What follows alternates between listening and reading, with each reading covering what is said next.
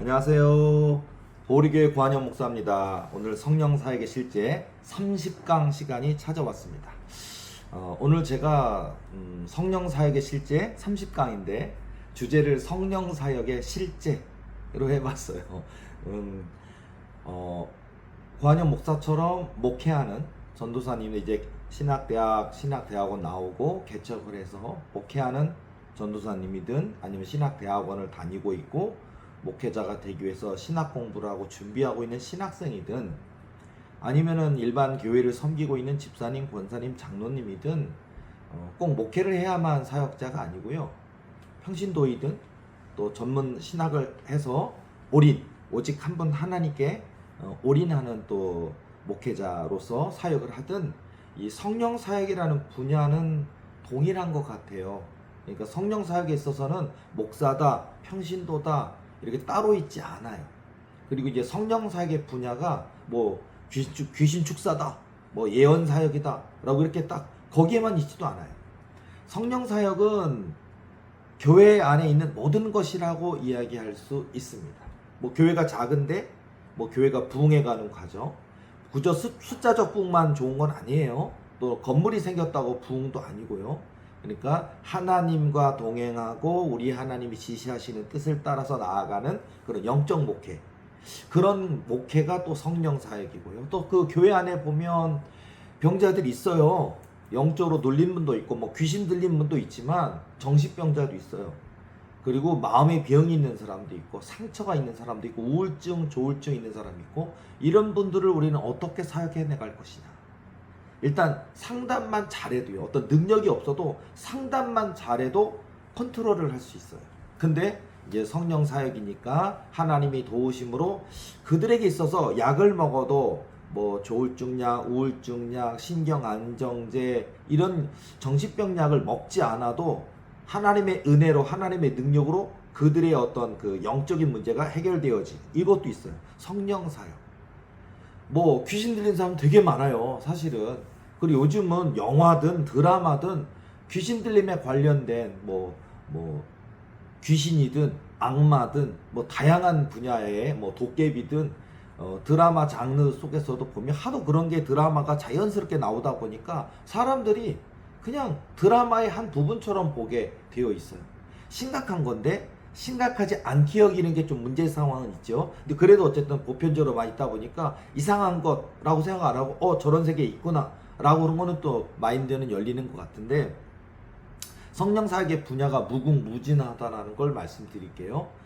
그리고 또 예를 들어서 영적 성장이라고 한 측면에서 우리 교회 성경을 읽고 신앙 예수님을 믿는 구원의 주님인 예수님을 믿고 이 신앙의 여정 가운데 영의 세계가 있어요. 이 영의 세계에 법칙이 또 있거든요. 근데 이거를 사람들이 모르는 것 같아요. 법칙이 분명히 있어요. 법칙. 그러니까 응답의 법칙이 있어요. 복을 받는 법칙, 응답의 법칙이 있어요. 근데 그걸 모르니까 맹목적으로 해주세요, 주세요 그것만 하는데 왜 안 될까? 이런 부분들도 연구를 해봐야 될 것 같은데 많은 분들이 그냥 맹목적인 경우가 많아요. 그냥 교회 많이 나가면, 그냥 예배 많이 드리면, 그냥 기도 많이 하면 되겠지. 그렇지가 않아요. 법칙이 있어요. 그러니까 법칙이라는 게 이제 순종이라는 법칙, 뭐 믿음의 법칙 이런 게 있어요. 기도, 순종, 믿음. 그런 법칙이 있어요. 그걸 통과해야 하나님 주시는데, 믿음은 준비 안 됐는데 뭐 기도만 잔뜩 해요. 또는 나름대로 믿음은 있는데 기도를 안 해요. 또는 믿음과 기도는 있는데 순종을 안 해요. 이게 또 돼야 돼요. 자, 그리고 믿음, 기도, 순종 가운데 하나님이 우리 성품을 다듬으신다는 것도 인지를 하시기 바랍니다. 그러니까 여러분이 섬기시는 교회 담임 목사님 성품은 어떠세요? 부드러우십니까? 온유하십니까? 겸손하십니까? 주일날 설교 강단에서 하나님만 전하십니까? 아니면 세상 정치 얘기 잔뜩 하고 뭐 그런 가십거리에 관련된 얘기만 잔뜩 하십니까? 성경 얘기는 안 하고요. 그런 분도 있더라고요. 어쨌든 우리의 관심은 예수님이어야 돼요. 우리 관심은 하나님이어야 돼요. 그리고 어떻게 하면 하나님을 기쁘시게 드릴까? 어떻게 하면 하나님을 영화롭게 하여 드릴까? 여기에 관심이 있어야 되는데, 교회를 다녀도 돈 버는데 그 하나님은 돈 주시는 기계처럼 안타깝죠. 자, 이런 경우가 많아요. 그래서 어쨌든 성령 사역의 실제, 귀신을 축사하는 문제든 병이 고쳐지는 문제든 지혜와 지식이 생겨서 학생인데 장학금도 탈 수 있고 또 여러분들이 머리가 되는 많은 무리들 중에 머리가 되는 리더십을 가질 수도 있고 원래는 내성적이고 말 잘 못하는 분인데 어떤 사람들 앞에서도 또렷또렷하게 명확하게 논지를 제시하는 사람들에게 설득력 있고 참 말 잘한다 그리고 그 논지가 우리 마음을 움직인다 이렇게 하면서 리더십이 있거든요. 지도자 되는 리더십 이런 부분도 성령 사역의 실제예요. 그것도 있고 그리고 이제 성경에서 나오는 대로 하나님께서 도우시는 역사 있잖아요. 하나님이 도우시는 역사. 직가라고 하는 거리로 가라. 그가 기도하는 중이니라. 사울이 변하여 바울이 되잖아요. 그리고 사울이 그 대제사장의 권위를 받아서 그는 잘못된 열심을 가지고 있었다. 많이 들었죠?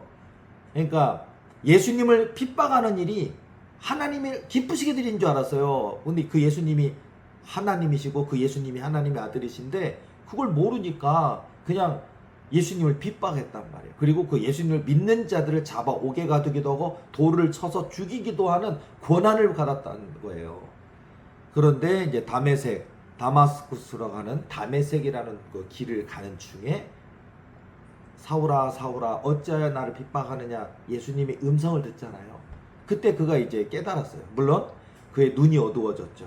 비닐이 가리운 것처럼 그의 눈이 어두워졌고 그리고서는 이제 음성은 들었지만 아직 눈이 어두워져서 그런 가운데 그가 다시 그 눈이 떠지는 그 눈에 있는 비닐이 벗겨지면서 육의 눈이 벗어지고 영의 눈이 열리는 이거 성경 이야기잖아요. 자 이렇게 성경 이야기 속에 있는 이야기가 오늘 우리 삶 속에도 있어요.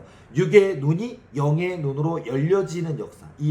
이 하나가 한 달 걸릴까요? 1년 걸릴까요? 평생 걸리기도 해요. 안 된다고요. 진실해도요. 아주 진실한 믿음을 갖고 있고 30살쯤에 목회를 시작해서 새벽 예배 단 한 번도 빠진 적이 없을 정도로 열심이고 또 진실하게 주님 앞에 눈물로 기도하는데 70살까지 40년 동안 눈물로 기도해도 안 열린다고요. 이렇게 어려운 거예요. 그러니까 몰라서 그래요. 그러니까 맹목적으로 물론 하나님은 그 진실한 기도 받으십니다. 진실한 기도 받으시고 그 신령과 진정으로 드려진 예배도 받으십니다. 그런데 이 영의 세계의 법칙이 있어요. 그리고 아까 말한 믿음, 기도, 순종 이런 법칙이 있다고요. 그리고 그 가운데 이제 우리가 어떻게 하나님을 구하여야 할까? 어떻게 하나님께 예배로 나아가야 될까? 이 부분에 대한 하나님이 원하시는 답이 있어요. 그걸 찾아내면 열려요.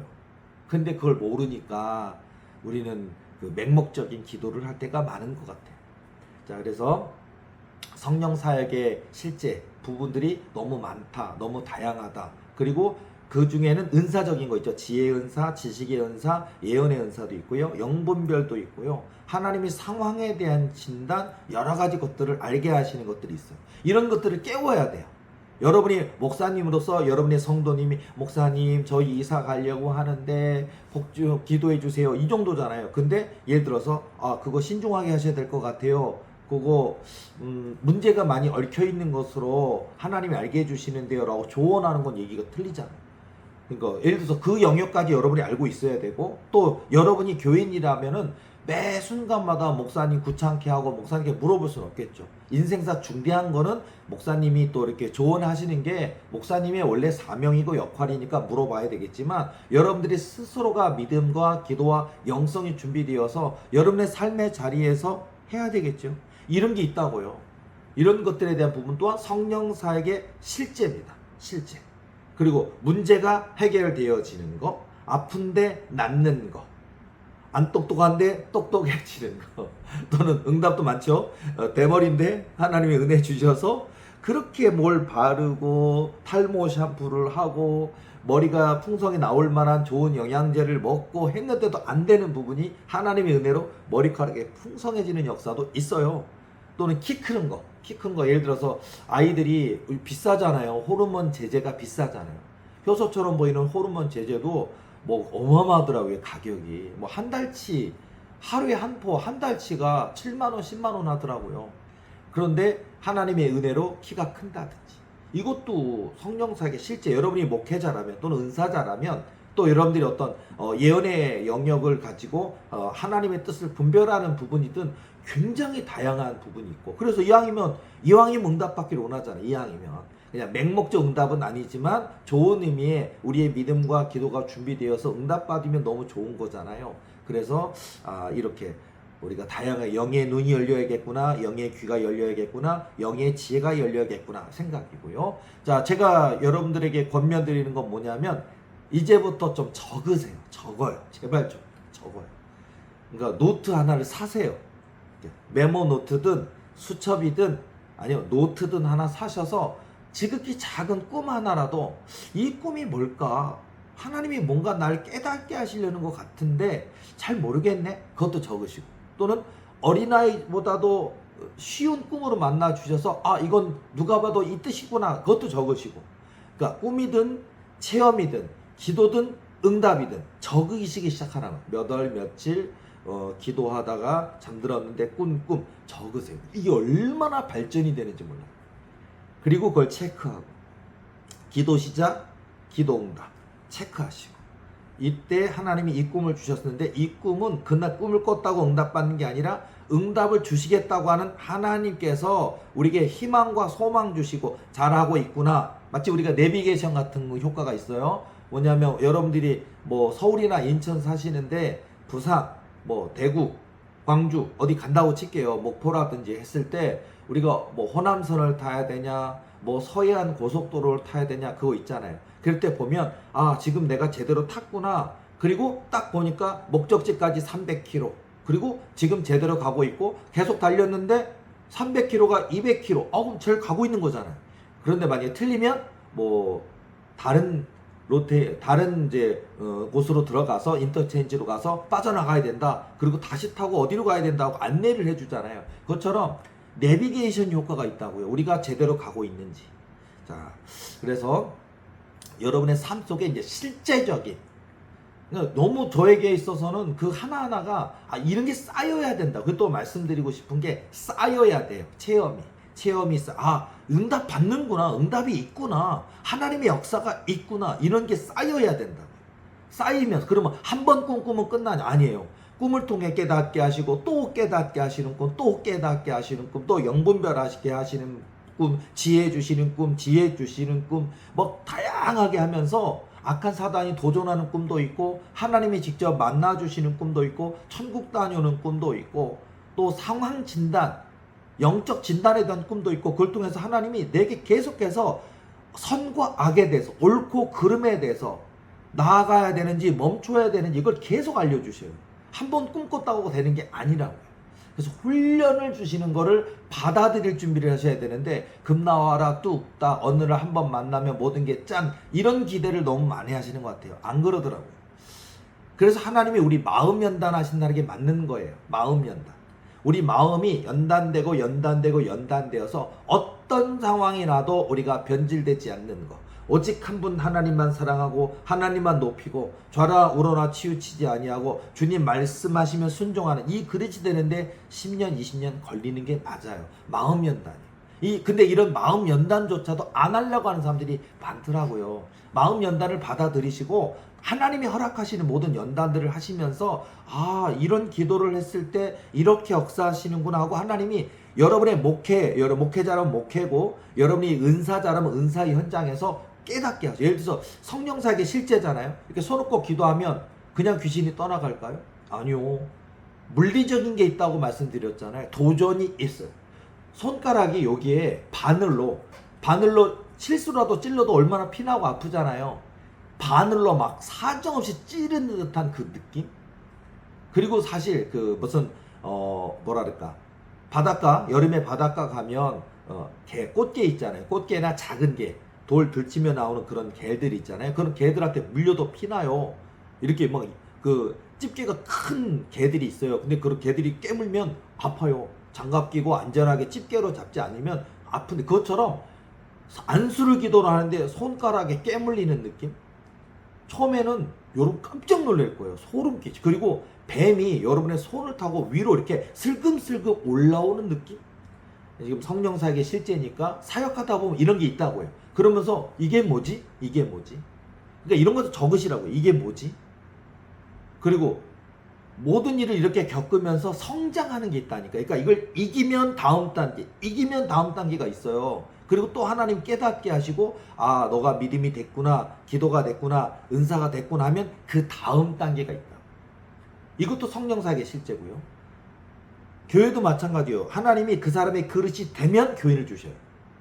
그냥 주시는 게 아니고 그릇이 돼야 돼. 마음의 그릇, 믿음의 그릇. 우리가 예수님의 성품을 닮아서 겸손하고 온유한 그릇이 되잖아요. 그럼 하나님이 너는 이제 5명, 10명 이렇게 사람을 붙이시고 채우시거든요. 근데 그릇은 안 됐는데 막 뭐랄까 욕심이라 그럴까요? 숫자 욕심만 있어. 교인 늘어나야 돼, 뭐 해야 돼, 그래 내가 밥 먹고 살아, 거기만 있어. 목사하는데 밥 먹고 사는 게 목적이십니까?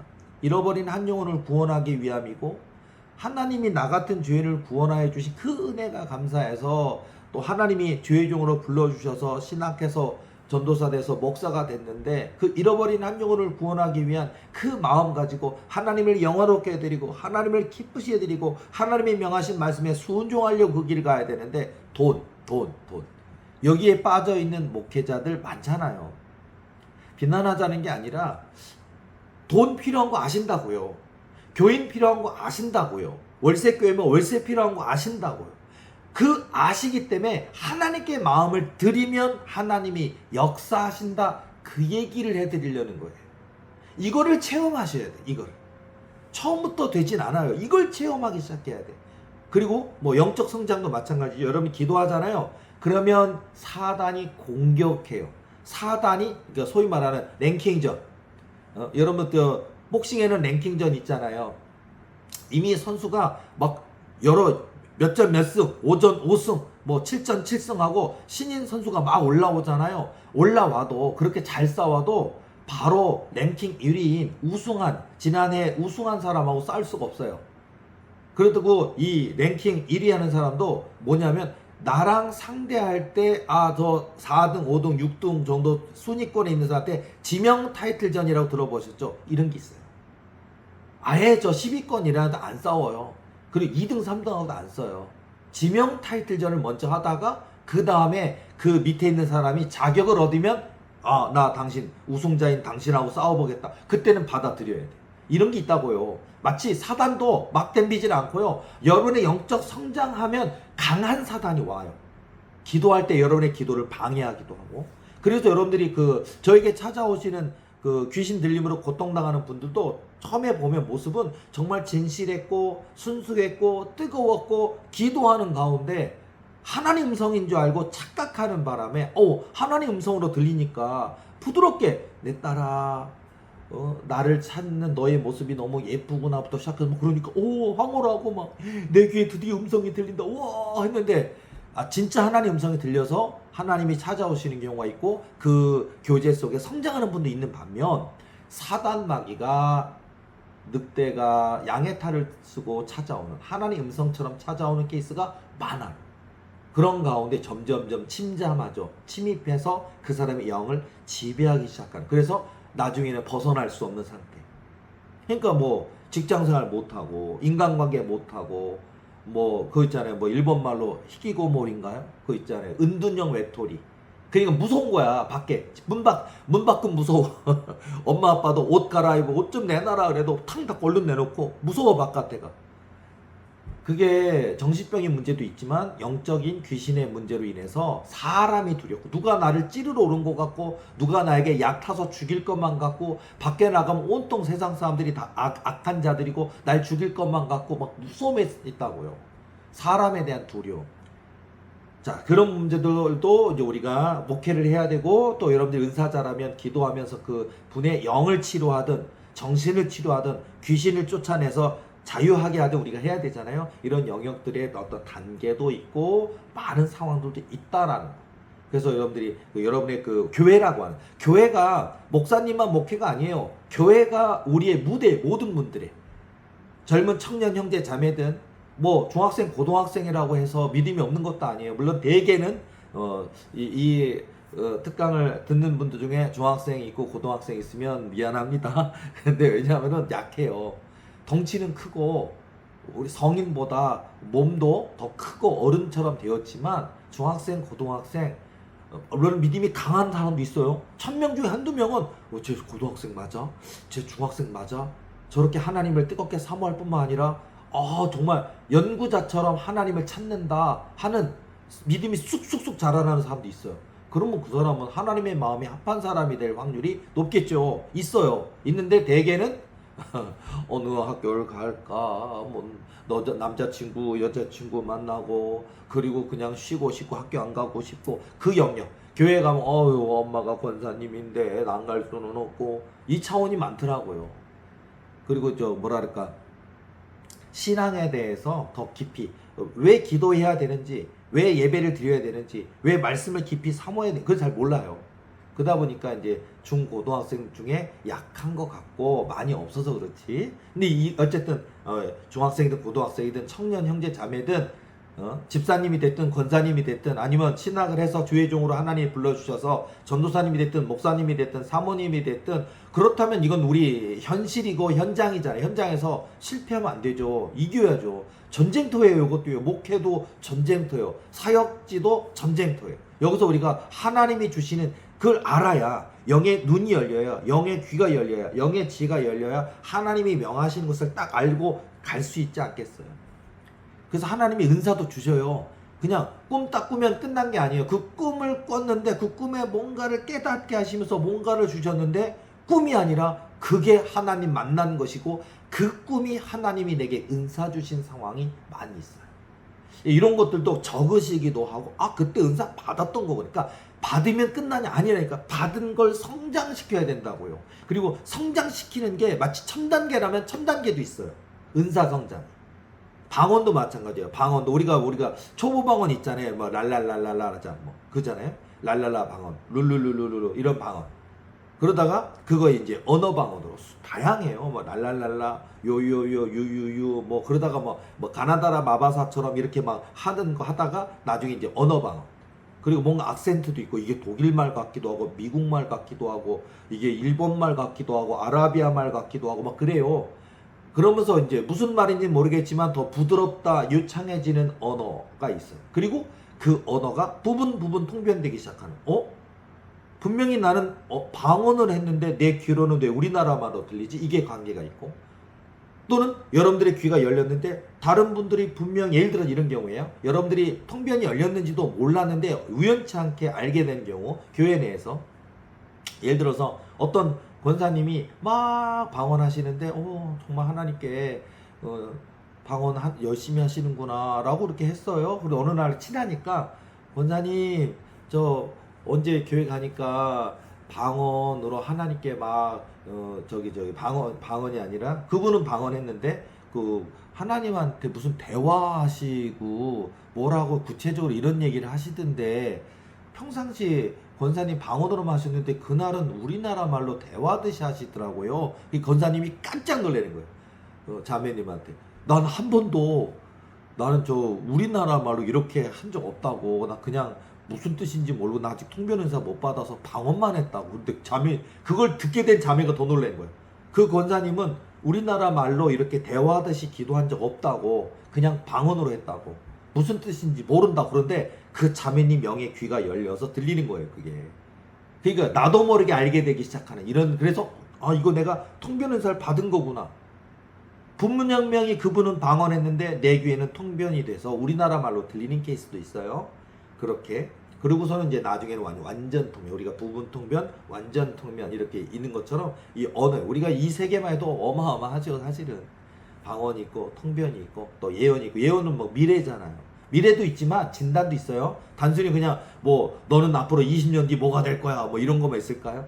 지금 교회 개척했는데 앞으로 하나님이 머리 숫자, 교인이겠죠. 교인 셀 수 없이 많은 교인들을 주실 겁니다 라고 미래적인 예언일까요?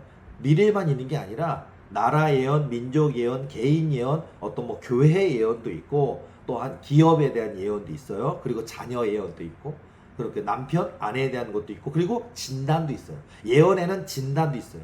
지금 이 사람이 괴롭힘 당하고 있는데 이게 귀신 문제인지, 저한테 찾아와서 제가 예언 진단을 많이 하잖아요. 제가 영적 진단 이렇게 보면 정신병인 건지 귀신 들림인지를 알아야죠. 그러니까 기초적으로 이 상황이면은 진단을 따로 영적으로 말하지 않아도 이거는 귀신 들림이다, 정신병에다가 딱 분별이 돼요, 벌써. 근데 이제 또 성령께서 허락하셔서 손을 얹고 눈을 감고 기도할 때 성령께서 말씀하신다고요. 어떻다고. 이 사람은 어떤 상처로 인해서 정신병이 됐다라는 경우도 있고, 이 사람은 악한 사단이 들어와서 지금 이렇게 눌려 있는데 그 사단의 모습은 이렇고 그 사단의 특징은 이렇다는. 여러분, 이게 진단할 때 사단의 특징 같은 것도 있어요. 그 사단 특징이 이간질 특징을 갖는 게 있고, 사단 특징이 교만한 걸 특징이 있고, 그 사단 특징이 폭식도 있어요. 사단 특징이 거식증도 있어요. 안 먹어. 빼빼빼빼 마르는데 안 먹어. 사단 특징이 엄청 먹어. 엄청 먹는 경우도 있고, 그 다양하게 그 사단이 갖고 있는 그 귀신인데 그 특징이 있다고. 그러니까 그런 것들을 이제 여러분들이 영의 눈이 열려서 진단도 하지만 영의 눈이 열려서 보기까지 한다면. 제가 우리 그 교인들에게도 가끔 그런 농담을 해요. 뭐냐면, 사단이 보이면 축복일까요? 저주일까요? 제가 농담을 웃으는데, 준비가 안 됐으면 저주가 돼요. 준비가 안 됐으면. 두려운 일, 무서운 일. 마치 여러분의 눈이 현미경처럼 그 있잖아요. 뭐 2000배 배율, 뭐 10,000배 배율 그런 거 있잖아요. 세포가 우리는 안 보이잖아요. 우리 저 피부에 뭐 균이 있는지 모르잖아요. 근데 뭐 우리 피부에는 우리 눈에 안 보이지만 더 깊이 보면 모낭충이라고 있다며요. 아무리 피부를 깨끗이 하고 샤워를 잘해도 있다며요, 그게. 근데 그게 만약에 보인다 그래요. 끔찍해서 살 수 있겠어요? 내 몸에 그런 이상한 지렁이처럼 생긴 뭐가 이렇게 바퀴벌레 같은 게 이 안에 지금 눈에는 안 보이는데 현미경으로 보면 보인다고 하는 게 있다고 지금. 그게 제가 그럼 보인다면 축복일까요? 저주일까요? 이게 감당이 돼야 돼요. 감당. 또 많은 분들이 은사인데 귀신 들림이 아닌데 귀신 들림으로 생각하고 있는 은사가 있어요. 그것도 뭐냐면 상대방의 어둠이 내게 달라붙는, 이게 은사거든요, 원래. 그러니까 여러분들에게는 기본적으로 진단 능력하고 치유 능력이 있는 거예요. 그걸 주신 거예요, 이미. 근데 여러분이 그걸 개발시키지 못하잖아요. 그러면 전화를 해도, 인간관계로 사람과 대화를 해도, 스쳐 만나기만 해도 그 사람이 갖고 있는 질병도 내게로 오고, 고민도 내게 오고, 통증도 내게 오고, 두려움도 내게 오고, 그 사람의 정신병도 내게 오니까 어디를 누구를 나가는 게 무서운 거예요. 친구랑 동창회 가는 건 무서운 거고, 학교 학생이면 학교를 갔다가 수업 듣고 오면 완전 탈진해서 녹초가 돼서 쓰러지는 거예요. 싫은 거예요. 여러분이 직장 생활이면요. 뭐 이게 여러 가지가 있어요. 그러니까 다양하게 그 귀신이 들려서 괴롭힘 당하는 거 아닌데도 은사인데 은사를 다루지 못하거나 절제하지 못하거나 여러분 통제, 그리고 여러분들이 그걸 갖다 강화시키지 못하면요, 그게 저주처럼 돼요. 왜냐면 못 견디니까. 일상생활을 못 한다니까요. 쭉 길을 한번 나갔다 왔는데 상대방의 모든 어둠들, 더러움들이 다 내게로 온다고 생각해봐요. 특징도 있어요. 어떤 데냐면 저 남자 여자에게는 음란 있잖아요. 그 음란이 내게 달라붙고요. 저 사람에게는 어떤 탐욕, 물질 탐욕, 그게 내게 달라붙고요. 그리고 저 사람은 부부 싸웠는데 싸워서 막 죽이고 싶은 증오 같은, 살기 같은, 그게 막 내게로 오는 거예요. 그러면 그게 영향을 받아서 힘들기만 한 게 아니라, 왜 내가 왜 분노하지? 왜 내가 증오하지? 내가 누구 죽이고 싶은 살기를 느끼지? 이런 거라든지. 그리고 그 느낌 때문에 내가 예를 들어서 내가 왜 저 물건 안 사도 되는데 막 살려고 그러지? 여러분, 이게 사단으로 인해서 막 이렇게 막 물건 막 사는 사람들 있어요. 자, 그런 것처럼 우리가 충동 구매 있잖아요. 충동 구매가 정신적인 문제도 있겠지만 심하면 큰일 나요. 번 건 100만 원 벌었는데 사들이는 건 150만 원 사면 마이너스요. 가계 경제 망하는 거예요. 큰일 납니다. 근데도 막 사질러. 그러면 안 되죠. 절제해야 돼요. 여러분의 남편이나 아내가 그러면 안 되겠죠. 근데 이제 우리 현실에 보면은 여러분의 아들이나 딸이 거기에 빠져 있는 거, 또 게임 중독. 자, 이게 제가 지금 오늘 성령사에게 실제로 얘기하다 보니까 너무 다양한 분야에 실제적으로 그것 때문에 고통당한, 그게 은사인데 은사인지 모르고 귀신 들림인 거라고 생각하더라고요. 그리고 그것 때문에 고통당한다고요. 그걸 이겨야 되는데, 믿음, 기도, 순종밖에 없는데, 그래서 강화시키는, 은사 강화, 영성 강화를 시켜야 되는데 몰라요. 어떻게 하는지도 모르고. 그러니까 계속 괴롭고, 또는 귀신 들림이 있어요. 근데 그 귀신하고 못 싸워, 쫓아내질 못해. 이것도 문제고요. 원리가 다 있어요. 그래서 귀신 축사 같은 경우도 원리가 있다는 거 제가 몇 번 말씀드렸는데, 귀신 들림이 있으면요, 담임 목사님이 그 상황을 아셔야 돼. 무조건 담임 목사님이 알아야 돼. 그거 알고 그 담임 목사님이 영권이 두 개로 존재해요. 하나는 뭐냐면 담임 목사님이 귀신 축사 은사는 없어요. 없는데 담임 목사님이 여러분을 치유해야만 하는, 또 여러분을 위해서 기도해야만 하는 그 어떤 목자에 대한 그 영권이 존재해요. 그게. 그러니까 담임 목사님이 신유은사나 귀신 축사 은사가 없어도요, 여러분들이 영적으로 목사님 제가 어디 영적 눌린 것 같고 귀신들이 있는 것 같아요, 목사님 도와주세요, 그러면은 목사님이 귀신 축사 은사가 없어도 하나님 모아묵의 자매님이 영적으로 사단이 공격한다 합니다, 도와주세요 하고, 능력이 없어도 손 놓고 예수 이름으로 명하노니 해주시는 분, 그것만 해도 성공해. 요것만 있어도 괜찮아요. 요것만 있어. 요것이 없어서 문제지. 은사까지 있으면 너무 좋겠지만 이것조차, 영권이 이거 있고, 또 하나는 영권이 뭐냐면, 이 영권은 그 사단을 제어하는, 귀신을 제어하는 능력을 주셨다 그러잖아요. 그 제자들이 둘씩 짝지워서 나갈 때 보면 온갖 각색 각종 병을 고치는 능력과 귀신을 제어하는 능력 조절, 귀신을 제어한다는 것 속에 귀신을 쫓아낸다는 거예요. 그 능력이 있다고. 영권, 그 영권.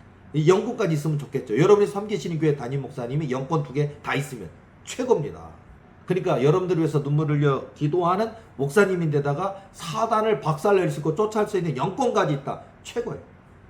그리고 만약에 이 영권은 없는데 그 목사님이 눈물을 흘려 기도해주는 영권이 있다. 그러면은 여러분, 그 목사님이 됐든 기도원장님이 됐든 어떤 은사자 중에 여러분 안에 있는 귀신을 박살낼 수 있는, 뽑아낼 수 있는 영권 있는 목사님의 도움을 받으면서 담임 목사님의 이렇게 지원 기도를 하면 이게 빨리 나서요. 이렇게.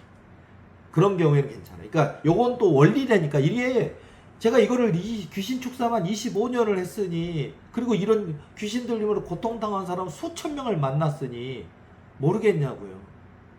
저한테는, 제가 가끔 농담으로 제가 귀신 축사하는 저한테는 저는 실제로 의사 아닙니다. 그리고 저는 치과 의사 아닙니다. 근데 제가 비유를 얘기해요. 충치를 진단하는 치과 의사 같다고.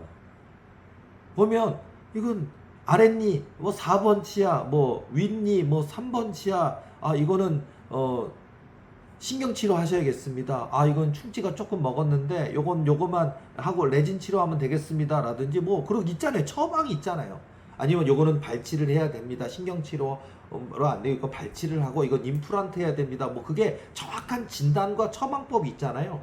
저한테는 25년 동안 귀신 쫓아내는 거를 이렇게 하니까 저에게는 마치 충치 같아요. 귀신들이 충치 같대, 제 눈에는. 그리고 더 이상 저는 이제 하나님이 주신 영권 때문에 저는 무섭진 않잖아요. 사실은 귀신들이요, 얼마나 공박을 하는지 몰라요.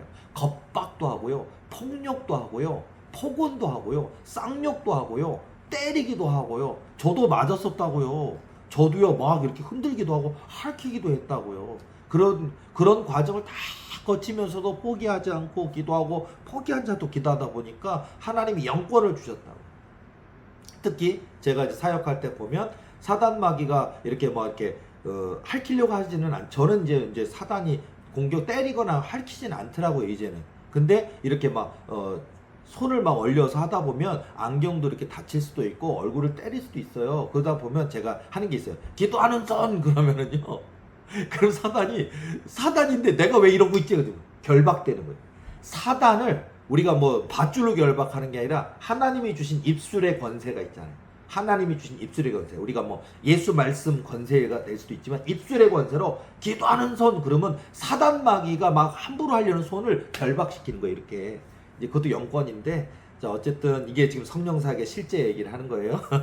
그래서 정말로 사단들의 문제든 또는 병치유의 문제든 그런 것들이 어떻게 치유하는지, 신윤사에 뭐 사실은 너무 다양하죠. 신윤사, 귀신 축사 은사, 예언의 은사, 지혜 은사, 지식의 은사, 그리고 응답을 받아서 이제 도리게 뭐 저희 교회죠. 저희 교회 부흥한 것들 뭐 이런 거 하나하나 보면은 하나님께서 여러분의 기도가 응답이 되면은요, 역사를 하셔요.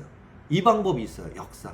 마치 여러분들이 아까 얘기해 드린 것처럼 사울이 하나님 앞에 눈물을 흘려 기도할 때 하나님이 아나니아 선지자에게 가라고. 아나니아 선지자는 그는 아직도 거짓말로 예수님을 믿는 자로 바뀌었다 얘기하고 우리를 꿰어내기 위해서 거짓말하는 것 같은 거예요. 두려운 거야. 아직도 대제사장의 권한을 가지고 있고 우리를 잡아 죽일 수 있는 권한이 있다라고 이렇게 경계하잖아요. 그럴 수밖에 없어요. 근데 하나님 아니다. 그는 내가 택한 나의 그릇이다 라고 얘기하시면서 보내요. 그리고 집 가라가는 거리로 가라. 그가 기도하는 중이니라. 이게 역사. 제 얘기를 해볼게요. 예를 들어서 저도 전도사 시절 개척교회 하고 그런 과정 중에 보면 저희 교회에 있는 그 강대상이 있어요. 보면 우리 교회 그 집사님이 아니신데 집사님이 있었어요. 20 몇 년 전에. 왜냐면은 나이가 60 다 돼 가시는 분인데 성도예요. 세례도 안 받았어요. 근데 그냥 뭐 누구님 하기 뭐 해가지고 직분도 안 받았는데 훗날 나중에 교회 열심히 다니다 보면 집사님도 될 거고 집사 직분도 받게 되실 거라고 그러면서 그냥 집사님 부를게요 하면서 집사님 부르던 분이 있어요. 근데 그분은 이제 전직 조폭이에요. 그리고 자기는 딴에는 나 옛날에 왕년에 뭐 누구파 뭐 그랬잖아 뭐 이정재파 누구파 거기에 소속돼서 내가 넘버 2 넘버 3였고 내 주먹 한 방이 이런 그래도 나름대로 잘 싸웠던 전성기 때 뭐 그랬던 지금은 이제 뭐 거의 60 그때 제가 만났을 때 20 몇 년 전 그때 이제 60 다 되셨으니까 근데도 이제 왕년에 거 잘 나갔었어 뭐 그거에 아직 빠져 있는 분이에요. 근데 이제 아내 때문에 교회를 왔지만 제대로 신앙은 없고요. 그 다음에 아내가 11조를 막 10만 원 내잖아요. 막 집에 가서 부부싸움하고 대난장판이 났대. 막 하면서 그냥 자기 아내한테 쌍으로 몇 년 해가면서 그걸 왜 갖다 바치노. 근데 교회는 와요 또 가끔. 매주 오는 건 아닌데 한 달에 한두 번은 와요. 근데 교회는 오는데 11조 내는 건 아까워 죽을 것 같아. 절대 11조 내지 마. 교회는 또 와요. 그런 분이 있었어요. 옛날에 한 23년 전, 4년 전 그 있었어요. 근데 저희 교회가 이제 1년 동안 방에서 기도처로 개척하는 그 시간을 가지고 이제 하나님이 은혜를 주셔가지고 방에서 했어요. 그때 주소가 창덕빌라 가동 B025라고 하는 15평이 안 되는 지하에서 저희 살림집이에요. 그 살림집에서 큰 방 하나를 재단을 놓고 거기에 이렇게 둘러앉아서 예배를 드렸어요. 한 명, 두 명 예배 드리기 시작한 그곳이 15명이 되고 뭐 하나님이 은혜를 주셔서 30명도 되고 그래가지고 이제 교회를 이제 이사하게 돼서 교회를 그래도 정식으로 보증금 1,000만 원에 월세 40만 원에 15평 방에서 집에서 예배 드렸었던 교회가 48평 완전 지하지. 빛 한 줄기 안 들어오지만 완전 지하지만 그래도 48평이라고 하는 공간에 보증금 1,000만 원에 월세 40만 원에 교회를 얻었고 그 다음에 제가 속했던 교단에 승인을 받고 허락을 받아서 드디어 교회를 개척하게 되는 상황이에요. 그러니까 개척을 해. 기도처를 100년에도 목사님이 될 수가 없어요. 각 교단마다 정식으로 교단에서 인정받아서 서류를 다 통과해서 개척이 승인이 돼서 개척교회가 되고 개척교회가 돼야 개척교회 전도사가 돼서 뭐 서리전도사다 파송을 받고 그리고 서리전도사가 돼서 1년차, 2년차, 3년차, 4년차 되는 해에 목사 안수를 받는 보통 다른 교단들도 다 보통 목회하고 개척한 지 3년이나 4년째 되는 해 목사 안수를 주거든요. 근데 저도 이제 개척을 딱 했는데 이제 그분들은 그냥 1년 동안 한 달에 한 번 나올 날도 있고 두 달에 한 번 나온 날도 있고 11조 내면 맨날 부부싸움하고 그리고서는 보통 그냥 교회 아까우니까 10,000원만 헌금하라고 막 그러시는 분이에요. 제가 성도도 아니고 세례받지도 않았는데 집사라고 하는 그 분. 근데 제가 그 이사를 이제 오잖아요. 오는 과정인데 아직 저희가 그 강대상다운 강대상 재단 그러니까 설교 말씀도 전하는 그 재단 겸 강대상 이런 게 좀 있어야 되는데 아직 그 단계는 아니었어요. 재단은 있었어요. 그래서 기도처였지만 이렇게 기도 해놓고 그 뒤에서 이렇게 설교하는 게 아니라 재단에 십자가 놓고 그 앞에서 그때는 저희가 그 앉아서 예배 드렸어요. 그리고 이렇게 그 네모난 조그만 탁자 있잖아요. 탁자 조그만 거 앞에 놓고 성경 펴놓고 앉아서 예배 드렸는데 그러고서 이사 가려고 하는 그 과정 중에 보는데 어느 날 이분들이 그 당시에 25년 전에 200만 원 큰 돈을 헌금을 하는 거예요. 헌금을. 근데 그 사연을 말씀드릴게요. 물론 저는 하나님께 하나님 이제 우리 교회가 개척해서 가는데 의자도 장의자도 사야 되고 우리가 방석 깔고 앉아서 둘러 앉아 예배 드렸는데 장의자도 있어야 되고 강대상도 있어야 되는데 하나님 하나도 없습니다. 돈도 없습니다. 하나님 해결해 주세요. 막 기도하는 눈물로 기도하는 진심. 근데 하나님이 이분 남편 우리 제가 이제 날라리 집사님 가짜 집사님 제가 그냥 무늬만 집사님인 그 집사님 꿈에 하나님이 나타나셔서 갑자기 하나님이 그분 꿈에 이랬대요. 자고 있는데 그분 꿈에 이런 주먹 이 옛날 왕년에 조폭이었던 분은 이 주먹 내 주먹이 힘이고 내 주먹이 권력이고 주먹 센 사람이 뭐 두목이고 이거 있잖아요. 손이 이따만 자기 주먹보다 막 100배나 커 보이는 어마어마하게 큰 주먹이 딱 나타나더니 그러니까 자기가 볼 때는 그냥 자기가 모시고 있던 뭐 무슨 두목 그 두목보다 더 센 100배나 더 센 주먹이에요. 주먹 세계에 주먹이 나타났어요. 그 뒤에 뭐라 하냐면 너 꽁으로 먹을래 깜짝 놀란 거예요. 뭐냐면 제가 성전을 계약을 하게 됐고 또 이제 한 달 정도 시간이 남아서 이제 할 때 그래도 정식 개척교회가 된 거니까 여러 사람들 초대도 하고 또 여러 선배 목사님들이 와서 축하도 해주고 그런 가운데 그래도 이제 이 분에게 정식 집사 직분을 주겠다고 제가 그랬거든요. 집사를 주겠다고 집사를. 그래가지고 제가 중간에 이분한테 제가 아직 부족하고 준비가 안 됐는데도 제가 세례를 베풀었어요. 이분에게 세례 베풀어주고 그리고서는 이번에 창립 예배 드리고 하고 할 때 집사 직분 드릴게요 라고 얘기했거든요. 그랬더니 그럼 내가 받죠 뭐 이랬는데 근데 그분이 그 꿈에 하나님의 손이 나타나니 너 꽁으로 먹을래 깨더니 목사님이 집사 직분 준다 그랬는데 하나님의 손이 자기 조폭 두목보다 더 큰 하나님의 손이 나타나더니 주먹으로 너 꽁으로 먹을래 하고 협박하니까 오오오 하더니 일어나자마자 막 식은땀 나고 일어나서 여보 나 꿈 꿨는데 하나님의 손이 나타나서 나 꽁으로 먹을래 하고 무서웠다고. 야 집사 직분 받는데 꽁으로 먹으면 안 될 것 같고 헌금해야 될 것 같다고. 한 200만 원 되겠냐. 11조 10만 원만 내도 난리 부르쓰고 멱살 잡고 두들겨 패는 폭력 남편이 꽁으로 먹을래 하나님의 손 한 번에 헌금하겠대요. 근데 너무 놀라운 건 아내도 똑같은 꿈을 꿨대요. 아내도. 그리고 아내는 꽁으로 먹을래 꿈은 아니지만 아내도 그 꿈을 꾸고 하나님이 네가 이번에 교회 도리교회 개척해서 이사 갈 때 강대상 네가 해야 된단다 하고 계속 말씀을 하셔서 남편이 반대할 때 이거 무슨 11조 10만 원만 내도 죽일라 그러는데 이 강대상 이게 뭐 작은 거 싼 거가 100만 원인데 그거 어떻게 해요? 그러니까 달라고 말만 했다가 남편이 두들겨 팰 텐데 하고 하나님이 벌써 말씀하셨대요. 이미 하고 싶은 마음은 있는데 남편의 반대인데 남편이 하자고 막 그러니까 응답이. 저희 교회도 지금 현재도 있는 강대상이 그때 그 당시에 거금 주고 산 그 강대상입니다. 너 꽁으로 먹을래. 자, 응답 받았잖아요. 그분도 응답 받았고 저도 응답 받았고 이렇게 성령사역의 실제지만 여러분이 어떤 상황을 놓고 하나님께 기도할 때 하나님께서 이루시는 역사가 이렇게 있다고요. 교회를 개척했습니다. 개척은 했어요. 근데 사실 재정이 넉넉하지 못했어요. 보증금 1,000만 원에 월세 40만 원인 곳을 지하 48평인데를 구했는데 한 달이 너무 빨리 가요. 한 달이 휙 지나가고 내일 월세 날이에요. 내일 월세 날. 근데 현재 교회 보유하고 있는 재정이 없어서 그러니까 주인은 왜 월세 안 주냐 안 보내냐 할 거 아니에요. 그러니까 그런 것 때문에 어떡하지 뭐 한 달 못 줬다고 쫓아내진 않지만 그 당시에는 그래도 막 쫓아내거나 그러지 않고 막 그렇게 계속 재촉만 하는 그땐 그런 문화였어요. 지금 같으면 난리 나죠. 그런데 어떻게 하나님 내일 월세 날인데 어떡합니까? 기도를 막 하나님께 새벽 예배 가서 하나님 돈 주세요. 월세 주세요. 기도.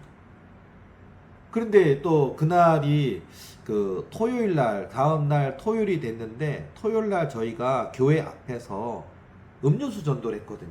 교회가 형편이 많은 게 아니라 탈탈탈 털어서 한 2만 원 정도로 음료수 3병, 4병 종이컵 사서 한 2시간도 안 걸려요. 왜냐면 음료수 3병, 4병 해봐야 저희 교회 앞에 등산로가 있거든요. 그러다 보니까 거기서 지나가는 분한테 그냥 뭐 교회 다니세요 여기도 안 해요. 그냥 이렇게 교회 저긴 있지만 저분들 음료수 전도하는가 보다 하고 그냥 이렇게 하고서는 그냥 예 안녕하세요 하고 조금 그래도 교회 다니면 좋겠다 하실 분한테는 그냥 교회 다니세요 뭐 이러면서 하고서 음료수 금방 2시간이면 끝나요.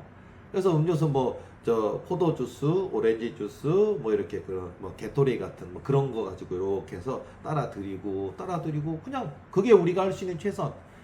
비용도 최선이었어요.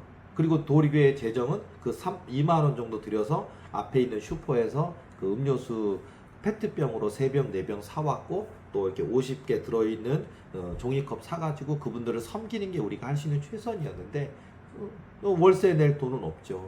근데 새벽에는 하나님께 눈물을 뿌려 기도하고 그리고서는 그날 이렇게 음료전도 하고 있는데 어느 아줌마가 가더니 여기 전도사님이에요. 그러니까 예 제가 전도사입니다. 그러니까 그래요? 알았어요. 그러더니 뭔 누런색 흰색도 아니고 누런색 봉투에다가 담아서 저를 이렇게 뭘 줘요. 그러더니 이거 필요하신데 쓰세요. 그러더니 그러더니 그냥 그래요 감사합니다. 여기 음료수 하나 듣고 가세요. 이렇게 바로 앞에서 한 잔 드시고 웃으면서 그냥 가더라고. 그래. 그러니까 뭐 일단 여기다 담아놨죠. 2시간도 안 걸려서 저 음료수 4병 다 이제 다 전도서 끝났고 다 정리한 다음에 딱 내려와서 아까 아줌마가 준 건 뭘까 무슨 뭐 편지 같은 걸까 하고 딱 꺼냈더니 10,000원짜리 40개가 들어있더라고요. 아니 우리 교회 교인도 아니고 저랑 일면식이나 알고 지내던 분과 전혀 모르는 분이 오늘이 월세인지 어떻게 그분이 알고 그리고 그분이 나름대로는 뭐 어느 다른 교회 교인이실 수도 있겠죠. 근데 그분이 30만 원도 아니고 50만 원도 아니고 어떻게 딱 10,000원짜리 40개 들어있는 40만 원을 저를 딱 주고 가더라고요. 그게 저의 개척을 처음 하고 첫 달 월세 내는 날 벌어졌던 응답의 시작이에요. 그래서 그 월세를 40만 원 냈는데요. 감사한 거는 제가 거기에서 10여 년 동안 그 자리에서 10여 년 동안 개척하는 동안 우리 하나님은 단 한 번도 월세에 밀리지 않도록 매달 하나님이 채워주셨어요. 뭐 그 안에 들어있는 100가지 넘는 놀라운 얘기는 다음에 또 얘기를 드릴게요. 이런 것처럼 지금 제가 성령사역의 실제를 얘기하는 거예요. 그러니까 저에게 있어서도 어떤 지금이야 제가 귀신 축사로서도 그래도 하나님이 또 사용해 주시고 권세 주셔서 많은 분들이 고쳐졌고 많은 분들이 찾아와서 도움받고 지금 그렇게 됐지만 그때는 제가 뭐 이름이 있습니까? 알려졌습니까? 은사가 막 나타났습니까? 교인이 있습니까? 그저 보증금 1,000만 원에 월세 40만 원 개척교회를 하고 이번 달 월세를 내지 못해서 하나님께 눈물 뿌려 기도하는 이 불쌍한 이 고한영 전도사의 기도를 하나님은 듣고 계신 거예요. 이걸 알아야 된다고 이거를. 그러니까 족시겠다가 아니라 이 땅에 저희 이 강의를 듣고 있는 분 중에 전도사님 목사님 있습니까? 여러분의 기도도 똑같아요. 고한영 전도사의 기도만 들으신 게 아니라 우리 만군의 주 여호와 하나님이 저와 여러분의 그 기도 간절함을 오늘이 월세 날인지 월세가 40만 원인지 아신다고요. 아신다고 무조건 도와주는 게 아니라 여러분들이 기도해야 된다고요. 기도. 이르시되 기도 이외에는 다른 것으로는 이런 유가 나가지 않느니라 하시니라. 마가복음 9장 29절. 귀신은요 기도해야 나간다. 귀신은 예수님의 이름으로 선포하고 예수님의 이름으로 기도할 때 귀신이 벌벌 떨며 떠나가지. 귀신한테 음료수 한 잔 주면 나갔나? 안 나가요. 또는 귀신한테 싹싹 빌면 안 나가요. 봐주라 그러면 안 나가요. 예수님의 이름으로 기도할 때, 예수님의 이름으로 선포할 때, 예수님의 이름으로 대적기도 하고 싸울 때 귀신이 두려워 떨고 떠나가는 거라고요. 또 기도할 때 하나님이 역사하신다고. 기도할 때. 그러니까 그렇게 그 작은 저에게 있어서 지난날의 얘기지만 그 작은 시작을 통해 제가 응답을 맛보기 시작한 거예요. 이거구나. 그러니까 뭐냐면 그러니까 그때 또 진실해야 돼. 뭐냐면은 막 돈이 막 취해서 막 하면 안 되고 그냥 불꽃 같은 눈동자로 우리의 머리털 하나까지도 헤아리신 하나님이 보시는구나. 그러니까 그 하나님께 진실한 믿음을 드리고자 그때부터 하기 시작한 거예요. 그러니까 제가 그러니까 제가 별명이 예수 바보라는 거 많이 말씀드렸잖아요. 제가 예수님만 생각하면 이 나이인데도 울어요. 제가 저 주일날 제가 설교하다가 가끔 울면요. 우리 교인 중에 몇몇 분들이 그런데요. 뭐냐면 아 목사님 진실하다. 저 나이에 우는 목사가 별로 없대요. 그런 얘기를 해요. 왜냐하면 이게 사람이 닳고 다르면 목사라 하더라도 눈물이 말라버리나 봐요. 설교는 잘할 수 있어요. 그럴듯하게 이 말씀 저 말씀 가지고 설교 1시간 설교할 수는 있어요. 근데 예수님이 좋아서 예수님이 기뻐서 하나님이 예수님이 나 같은 죄인을 구원해 주신 그 은혜가 감격해서 막 엉엉 우는 목사는 눈에 씻고 찾을 수가 없나 봐요. 지금 시대가. 근데 제가 그때 그 응답받았던 그때부터 제가 그 마음으로 하나님 감사합니다. 하나님밖에 없습니다라고 늘 나의 이 안고섬을 늘 아르기 시작했다고요.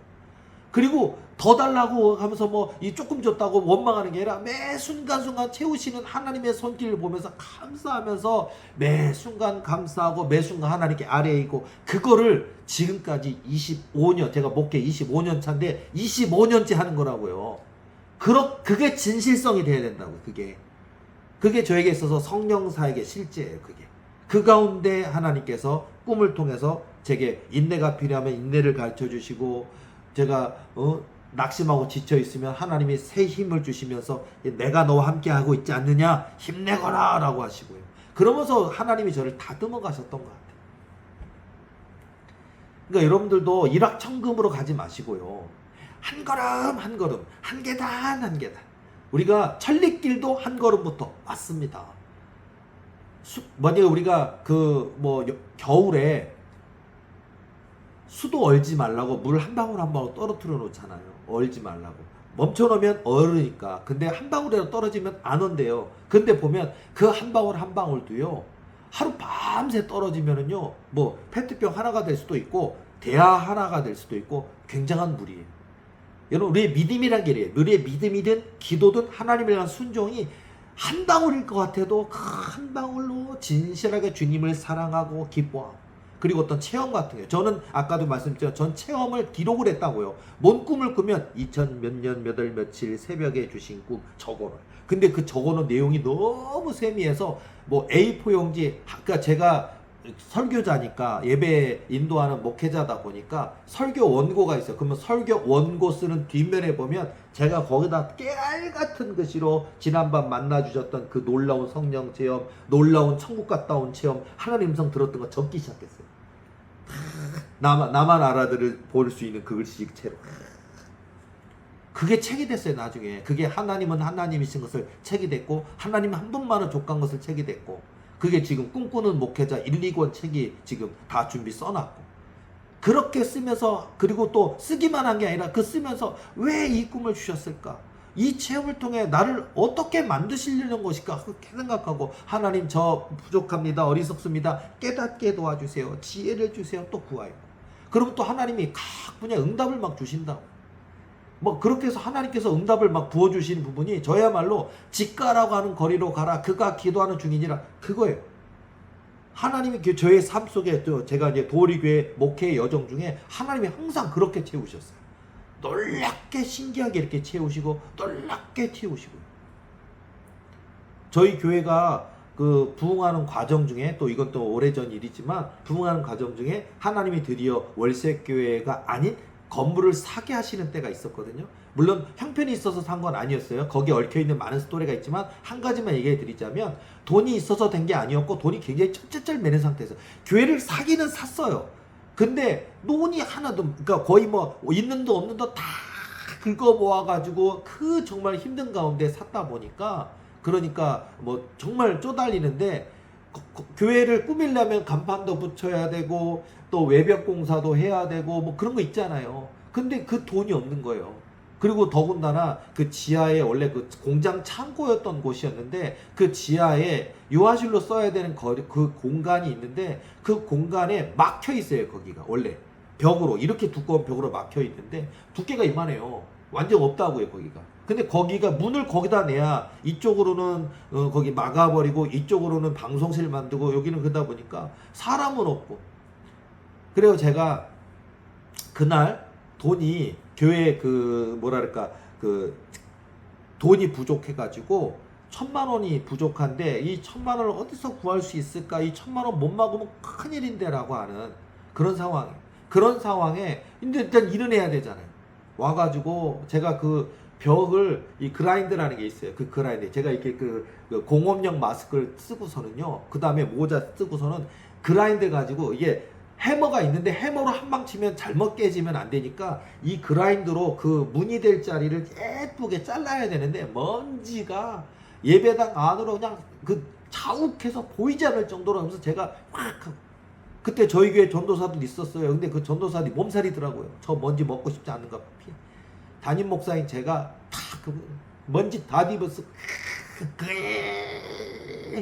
그걸 잘라냈어요. 잘라내고 나서 그 다음에 이제 먼지가 막 예배당 안에 꽉 앞이 안 보일 정도로 완전 먼지로 꽉 차 있어요.